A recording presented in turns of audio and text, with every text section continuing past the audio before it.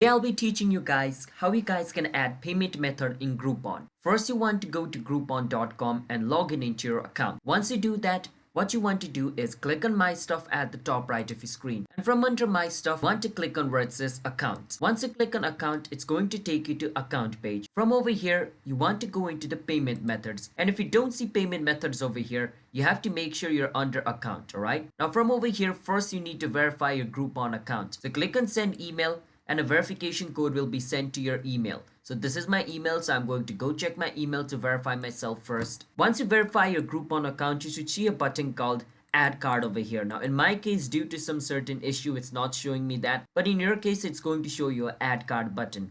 You want to click on the Add Card button and add your payment method from there. But that's how we guys can add a payment method in Groupon. So if you guys found our video helpful, then hit the subscribe to our channel, how to guide for future videos like this.